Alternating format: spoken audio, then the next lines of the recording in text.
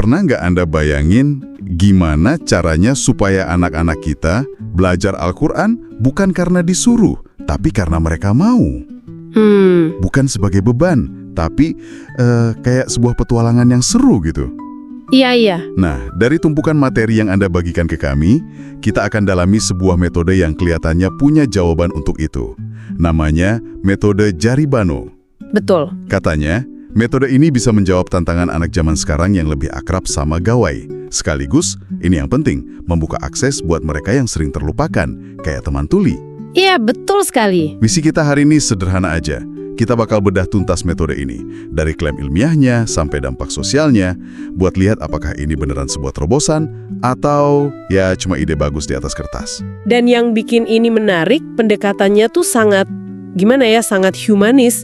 Kalau metode lain kan biasanya nuntut anak buat adaptasi sama sistemnya. Ya, anak yang harus ngikutin. Nah, ini kebalikannya. Justru sistemnya yang dirancang untuk beradaptasi dengan cara kerja alami otak dan bahkan organ bicara anak. Jadi kita akan lihat ini dari 3 sudut pandang. Inovasinya, sains di baliknya, dan gimana sebuah metode ngaji bisa jadi gerakan sosial. Oke, mari kita mulai dari akarnya. Semua metode hebat biasanya kan lahir dari masalah ya. Seringnya begitu. Dari sumber yang kita punya, ini dimulai oleh seorang bernama Lilik Kurniawan di tahun 2019. Uniknya, idenya muncul bukan di seminar, tapi pas beliau lagi pemulihan kesehatan sambil ngamatin anak-anak di TPA. Apa sih yang beliau lihat di sana? Jadi, yang beliau temukan itu sebenarnya sebuah kesenjangan yang ada di depan mata kita semua, tapi sering kita abain. Kesenjangan apa itu? Metode konvensional kan ngajarin huruf hijaiyah itu sesuai urutan abjad. Alif, ba, ta, tha, dan seterusnya. Ya, standarnya kan begitu. Nah, Pak Lilik ini curiga jangan-jangan urutan ini tuh nggak sejalan sama kemampuan alami lidah anak-anak. Jangan-jangan kita selama ini nyuruh mereka lari maraton padahal ototnya belum siap. Tunggu. Maksudnya urutan alif, ba, ta itu salah? Bukannya itu udah jadi standar ratusan tahun dan terbukti berhasil? Kenapa harus diubah? Nah, ini dia intinya. Bukan salah, tapi mungkin bukan yang paling efisien buat anak kecil. Jadi, beliau melakukan riset lapangan sederhana ke 12 santri dari usia PAUD sampai SD. Oke. Pertanyaannya simpel. Dari semua huruf hijaiyah, mana yang paling gampang kamu ucapin dan mana yang paling susah? Dan jawabannya? Jawabannya konsisten banget. Anak-anak secara alami ngerasa huruf bibir atau dalam ilmu tajwid itu syafawiyah, kayak ma, ba, wa, itu paling gampang. Oh, yang pakai bibir ya? Masuk akal. Dan yang paling susah, huruf tenggorokan atau halqiyah, huruf a, ha, kha gitu. Wow, jadi ini murni dari observasi langsung ke anak-anak ya, bukan teori rumit. Terus, temuan ini diapain? Disinilah letak kejeniusannya. Saat temuan ini dikonsultasikan dengan ahli Al-Quran, ternyata urutan kemudahan alami ini persis sejalan sama urutan klasik makhrajul huruf. Makhrajul huruf, tempat keluarnya huruf itu ya? Betul. Dimulai dari organ paling luar, bibir, terus makin ke dalam, lidah, langit-langit, sampai paling dalam di tenggorokan. Nah, metode Jaribano ini pada dasarnya ngambil konsep makhraj, yang buat anak-anak mungkin abstrak, ngawang-ngawang. Iya, susah dibayangin. Lalu dibikin jadi sesuatu yang sangat konkret, yang bisa mereka pegang dan lihat sendiri. Oke, konkret, ini kata kuncinya. Gimana caranya konsep makhraj ini dibikin jadi konkret? Dengan memetakannya ke satu alat yang selalu dibawa anak kemana-mana. Jari tangan mereka. Jari tangan? Iya, jumlah huruf hijaiyah kan ada 28, jumlah ruas jari di kedua tangan kita juga ada 28. Oh, iya juga ya, pas banget. Ini sebuah kebetulan yang dimanfaatkan dengan brilian. Jadi, setiap huruf dipetakan ke satu ruas jari yang spesifik. Jadi, seluruh perjalanan belajar Al-Quran itu secara harfiah ada di telapak tangan anak. Itu gambaran yang kuat sekali. Gimana pemetaannya bekerja? Coba Anda bayangin ada sarung tangan Jaribano dengan zona-zona warna. Tangan kanan dan kiri punya tugas masing-masing. Oke. Proses belajar dimulai dari yang paling gampang, yaitu di jempol yang masuk zona merah. Di situ ada huruf-huruf bibir tadi. Ma, ba, wa, fa. Ah, yang paling mudah dulu. Betul. Setelah anak menguasai itu, mereka pindah ke jari telunjuk, terus jari tengah. Sampai akhirnya huruf tersulit ada di jari kelingking. zona hitam, tempatnya huruf-huruf tenggorokan. Jadi kemajuan belajarnya itu bisa dilihat secara fisik ya, pindah dari satu ruas ke ruas berikutnya. Persis. Ini mengubah proses belajar dari sesuatu yang abstrak jadi sebuah pencapaian yang nyata. Oke, bagian jari ini cerdas banget sebagai alat bantu visual. Tapi materi kita nyebutin sesuatu yang lebih dalam, pendekatan neurotilawah. Nah, ini dia. Ini kedengarannya ilmiah banget. Klaimnya metode ini bukan cuma soal jari, tapi soal meretas otak anak. Ini klaim yang besar. Coba kita bedah. Maksudnya meretas otak itu gimana? Istilah itu emang kedengeran bombastis ya, tapi konsep dibaliknya sangat logis. Intinya adalah membajak sistem hadiah atau reward system di otak. Membajak reward system. Gini, coba bayangin anak yang baru pertama kali belajar. Kalau kita langsung kasih huruf kho atau go yang sulit, kemungkinan besar dia gagal kan? Iya, pasti frustrasi. Otaknya langsung merekam. Ini sulit, aku nggak bisa, ini nggak seru. Sebaliknya, metode jari Bano ini sengaja mulai dari huruf ma atau ba yang hampir semua anak bisa lafalin dengan sempurna di percobaan pertama. Dan saat mereka berhasil, Tepat, saat mereka berhasil, otak mereka langsung lepasin dopamin, si zat bahagia itu. Anak ngerasain sensasi, wah ternyata aku bisa, gampang. oh jadi kayak main game ya? Dapat reward, jadi mau main lagi. Persis. Rasa senang karena berhasil ini bikin mereka ketagihan. Keberhasilan kecil pertama itu jadi bahan bakar buat nyoba tantangan berikutnya. Efek bola salju. Tapi bukannya ini prinsip dasar psikologi ya?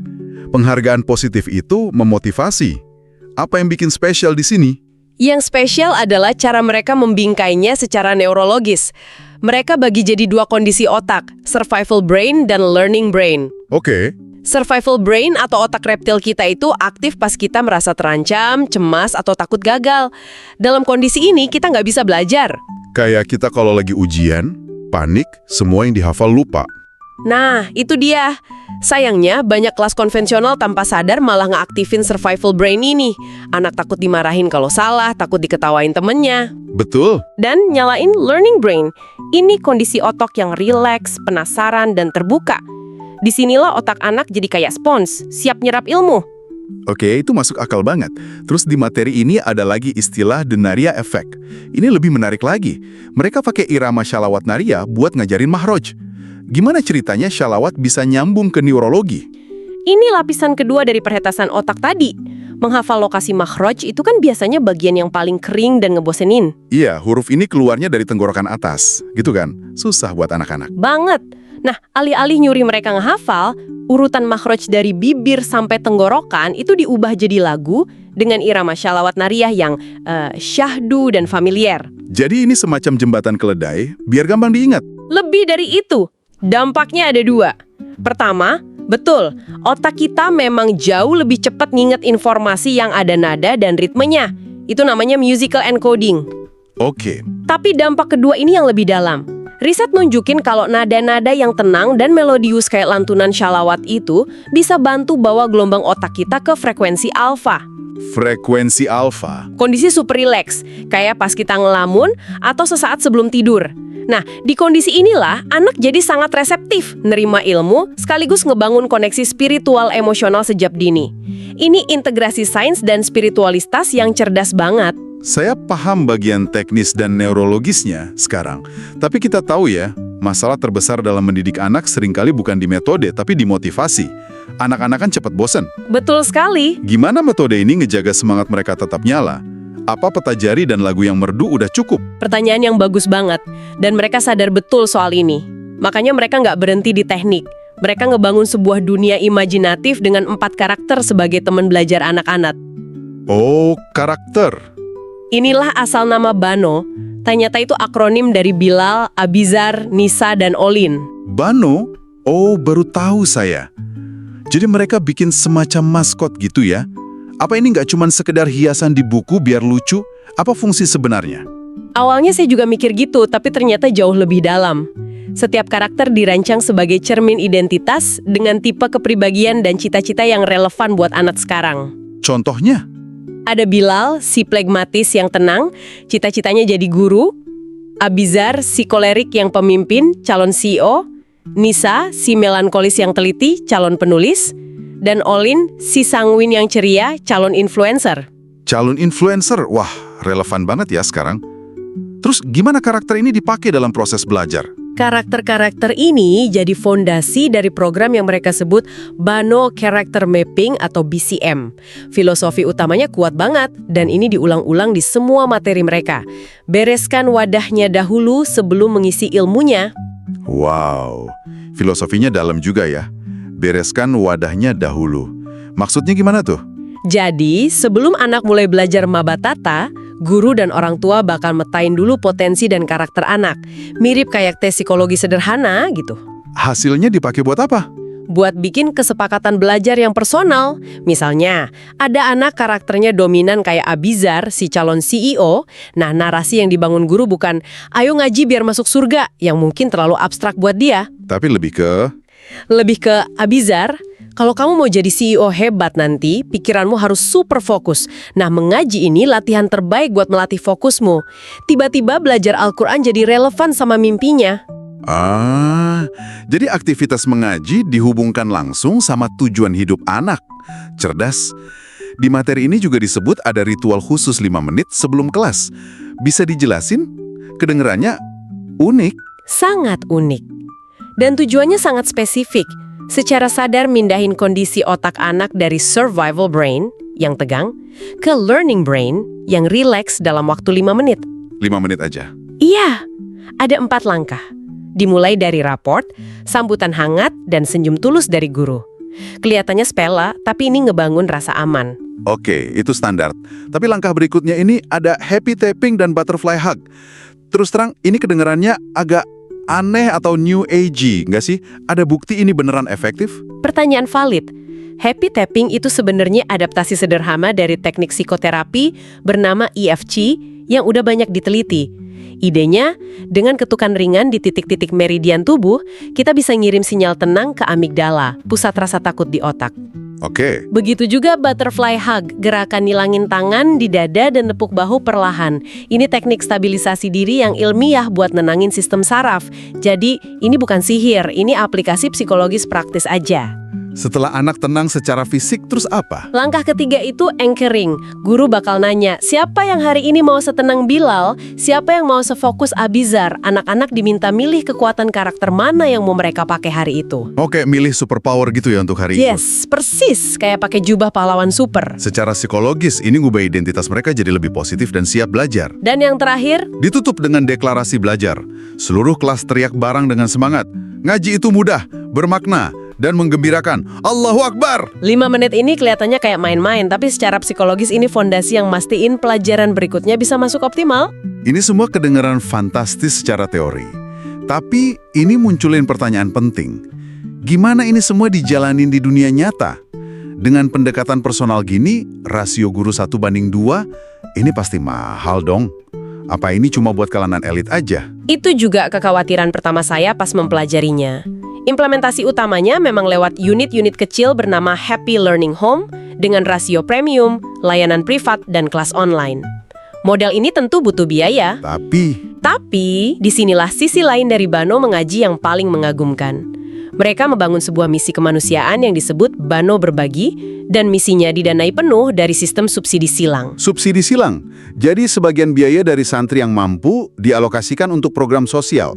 Program sosial kayak apa yang mereka jalanin? Ada 2 pilar utama yang luar biasa. Pertama, Banno for Deaf, inovasi untuk teman tuli. Bayangin, 28 ruas jari yang tadi kita bahas, buat teman tuli ini jadi media visual taktil yang sempurna.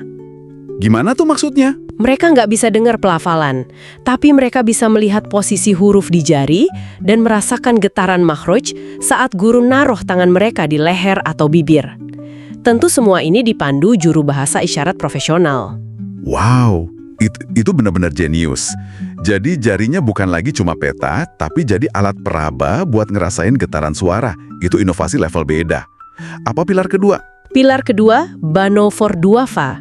Dan ini bukan sekedar ngasih les ngaji gratis terus selesai. Tim Banno beneran datang ke rumah keluarga prasejahtera. Oke. Pendampingannya holistik. Mereka nggak cuma ngajarin anaknya ngaji, tapi juga ngasih pendampingan kesehatan mental dan pola asuh buat orang tuanya. Kenapa sampai sejauh itu? Kenapa orang tuanya juga perlu didampingi? Karena mereka percaya lingkungan rumah itu kuncinya. Nggak ada gunanya anak dibikin happy di kelas ngaji sejam. Kalau 23 jam sisanya, dia balik ke lingkungan yang penuh tekanan. Tujuannya mulia banget, memutus rantai kemiskinan ganda. Kemiskinan ilmu sekaligus kemiskinan mental dan harta. Jadi ini bukan cuma proyek sampingan atau CSR ya, tapi beneran terintegrasi. Tapi dengan semua klaim hebat ini, gimana kita tahu kalau ini bukan sekedar inisiatif lokal yang bagus, tapi belum teruji? Ada validasi dari pihak luar? Tentu. Dan ini penting buat kredibilitas. Dari materi yang ada, metode ini udah lolos penilaian dan dapat surat keterangan dari Lajnah Pentasyihan Mushaf Al-Quran Kemenak RI. Oh, dari Kemenak langsung? Iya, artinya secara syar'i dan konten udah sesuai. Terus menang berbagai lomba inovasi tingkat provinsi kayak Krenova. Bahkan pendirinya sampai dinobatkan jadi Duta Inovasi Kabupaten Boyolali.